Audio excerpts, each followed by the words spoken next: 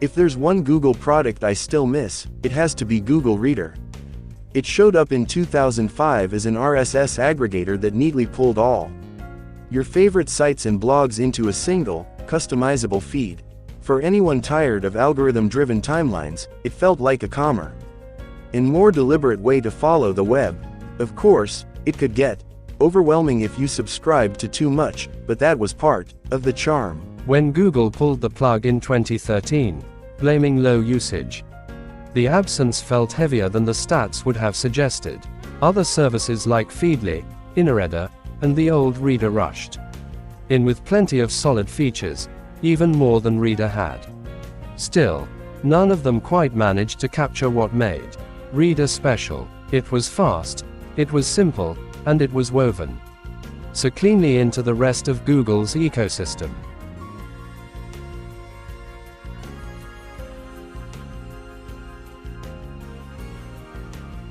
These days, the music streaming stage is pretty much dominated by Spotify, Apple Music, and YouTube Music.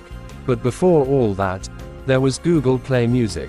Launched in 2011, it stood out because it combined a subscription streaming service with a personal music locker. You could upload up to 50,000 of your own songs to the cloud and access them anywhere, alongside millions of tracks in the catalog. When Google folded Play Music into YouTube Music in 2020, much of the infrastructure carried over. You can still upload your own tracks through the YouTube Music website on desktop, and yes, it will play local files, too. But the experience just doesn't feel the same way.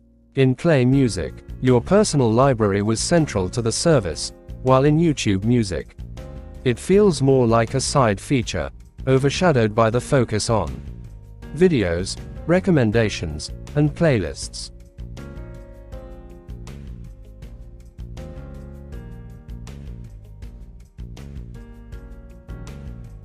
In 2014, Google introduced Inbox by Gmail, an experimental email app meant to reimagine how we interact with our inboxes. Instead of every message landing in one long stream, Inbox automatically grouped emails into bundles, travel, purchases, updates, etc., surfaced key bits of content from messages, flight info, package tracking, event details, and offered tools like reminders and snooze that let you defer messages until later.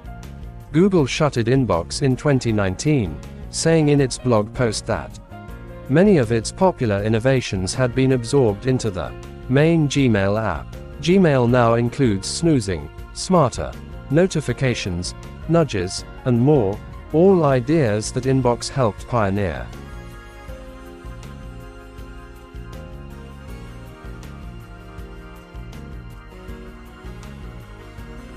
Before Google Photos became popular, there was Picasa, a desktop photo management and editing tool that Google acquired in 2004.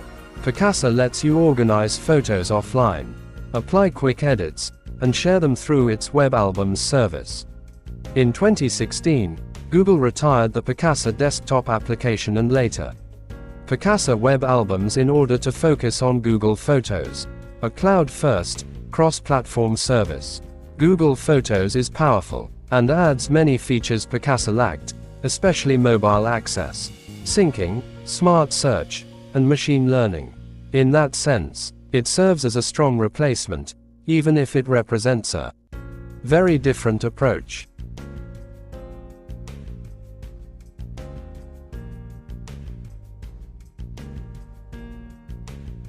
Google once set out to challenge Facebook.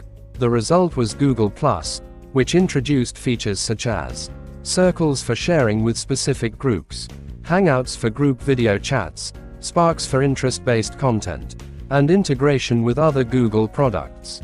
Despite that ambition, Google+ struggled to sustain high engagement. I used it myself because Google tied parts of its identity system to other services, including YouTube comments and profiles. But many people only tried it occasionally. While certain communities around photography, technology, and other interests thrived, security issues added to its problems. In late 2018, Google disclosed a bug in the Google Plus API that exposed the private profile data of tens of millions of users. That incident accelerated the timeline for its shutdown, which had been planned for later in 2019 but was brought forward to April.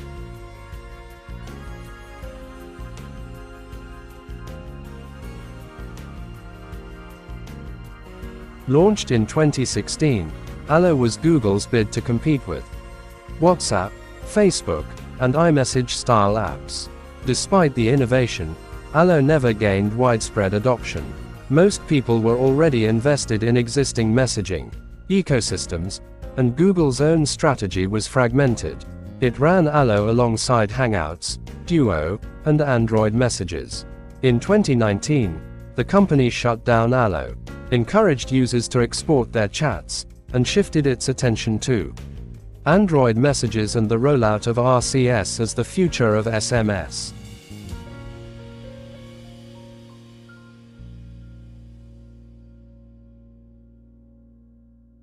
Podcasts have really taken off over the past decade, and Google decided to jump into the mix with Google Podcasts back in 2018. The app was clean, free, neatly tied into Android and Google Search, and did the job, without drowning you in the chaos that comes with bigger platforms like Spotify. Then came the bad news. In September 2023, Google announced that the app would be retired in 2024, with everything shifting over to YouTube Music. The plug was officially pulled in the US on April 2, 2024, and the rest of the world followed on June 24. When you look back at these apps, there's a pretty clear pattern. Google is never shy about trying new ideas, and sometimes those experiments end up shaping something better later on. Inbox, for example, pushed Gmail to become what it is today. Picasa set the stage for Google Photos. Play Music paved the way for YouTube Music to run. But there's another side to all this constant tinkering. Every shutdown chips away at people's trust. You start second-guessing whether it's worth getting attached to a new Google app, knowing it might vanish a few years down the line. And really, sometimes, the replacements never quite live up to what came before.